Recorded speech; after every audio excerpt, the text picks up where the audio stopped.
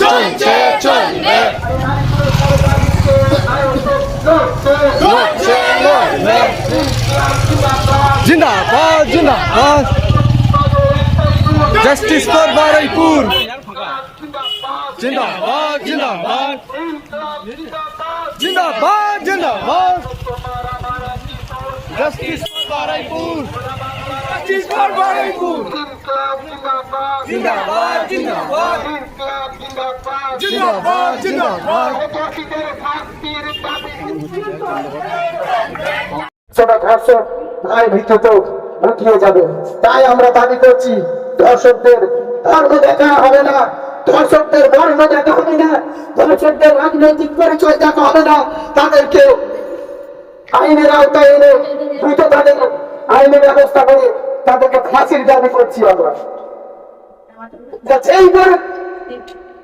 তার কোনো ধর্ম দেখার প্রয়োজন নেই, তার কোনো ধর্ম দেখার প্রয়োজন নেই, তার রাজনৈতিক পরিচয় দেখার প্রয়োজন নেই। আমরা বলবো অপরাধীর কোনো ধর্ম হয় না, অপরাধীর কোনো রং হয় না, অপরাধীর একটাই পরিচয় অপরাধ অপরাধী।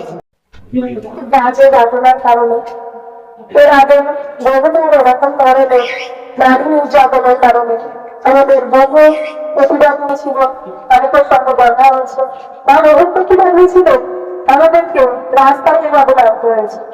প্রশ্ন হচ্ছে বন্ধ কেন রাস্তায়? যে ভারতবর্ষ স্বাধীন, যে পশ্চিমবঙ্গ স্বাধীন, সেই পশ্চিমবঙ্গে নিজেদের নিরাপত্তার জন্য রাস্তায় কেন নামতে হবে? যদি সত্যি রাস্তায় নামতে হবে আমাদের স্বাধীনতা মূল্য কি আছে?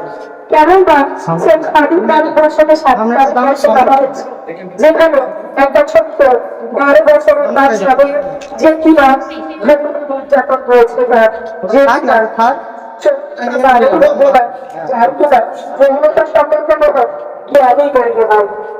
আজকে আমরা সেই পশ্চিমবঙ্গে বাস করছি যেখানে একটা ছোট্ট 12 বছরের বাচ্চা তাকে ধর্ষণ করা হয়েছে।